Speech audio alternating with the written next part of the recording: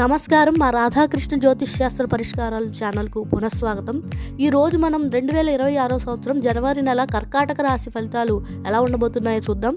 ఈ రాశి వారు బాగా ఎమోషనల్గా, కేరింగ్గా ఉంటారు. రక్షించే స్వభావం కలిగి ఉంటారు. వీరికి బలమైన అంతర్దృష్టి ఉంటుంది. సున్నిత మనస్తత్వం ఉన్నప్పటికీ ధైర్యవంతులై ఉంటారు. అంతర్గతంగా బలంగా ఉంటారు. కుటుంబం నుండి మానసికంగా దూరంగా ఉంటారు. అప్పుడప్పుడు పెళుసుగా మాట్లాడతారు లేదా నిశ్శబ్దంగా ఉంటారు. పూర్వీకుల సమస్యలు తలెత్తుతాయి. కుటుంబ సంబంధాలలో విచ్ఛిన్నాలు లేదా దూరాలు ఏర్పడవచ్చు. మీరు పొదుపుకి కట్టుబడి ఉంటారు. మీ తల్లి మానసికంగా సెన్సిటివ్గా ఉంటారు మరియు ఆరోగ్యంలో తగ్గులు ఉండవచ్చు. తల్లితో బలమైన అనుబంధం ఉన్నప్పటికీ మానసిక ఒత్తిడి ఉంటుంది. పిల్లలు శక్తివంతంగా మరియు స్వాతంత్రంగా ఉంటారు. దూరంగా నివసించవచ్చు. కెరీర్ గురించి ఎక్కువ దృష్టి సారిస్తారు. ప్రసవం కాస్త ఆలస్యం కావచ్చు.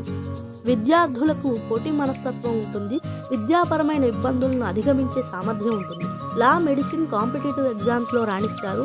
క్రమశిక్షణ ద్వారా విజయం చేకూరుతుంది.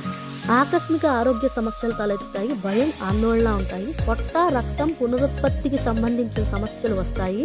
సాధారణంగానే మానసిక ఒత్తిడి ఉంటుంది. ఆధ్యాత్మిక దినచర్య చాలా ముఖ్యం. తీవ్రమైన సంబంధాలు ఉంటాయి. అధిక ఆకర్షణ ఉంటుంది. జీవిత భాగస్వామి ఆధిపత్య, ఉద్వేగభరిత, స్వతంత్ర లక్షణాలు కలిగి ఉంటారు. అహంకారంతో ఘర్షణలు మరియు కోపంలో సమస్యలు తలెత్తుతాయి. కొంతకాలం పెళ్లిని వాయిదా వేయడం మంచిది. అదృష్టం ఆలస్యంగా వరిస్తుంది. కష్టపడి సంపాదించాల్సి వస్తుంది. నిరంతర ప్రయత్నం తర్వాత అదృష్టం మెరుగుపడుతుంది. కర్మ ఆధారిత విధి గోచరిస్తుంది.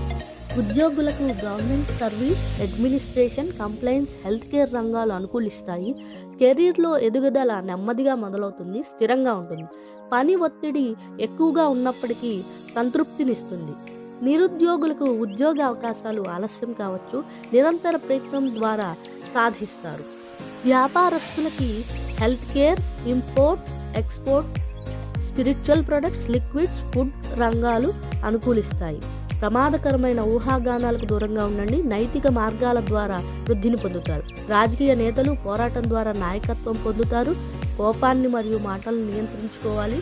ఎమోషనల్గా మాట్లాడి క్రమశిక్షణతో ఉంటే ప్రజల నుంచి అధిక సపోర్ట్ వస్తుంది. పరిహారాలు: సోమవారాలు శివుడికి పూజ చేయండి. తెల్లని వస్తువులు, బియ్యం, పాలు వంటివి దానం చేయండి. ప్రతిరోజు గణేశుడికి పూజ చేయండి. 108 సార్లు ఓం నమః శివాయ మంత్రాన్ని జపించండి. గురువారాలు విష్ణువుని ఆరాధించండి.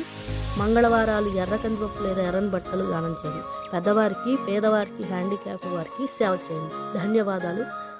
మా ఛానల్కు సబ్స్క్రైబ్ చేయడం మర్చిపోకండి.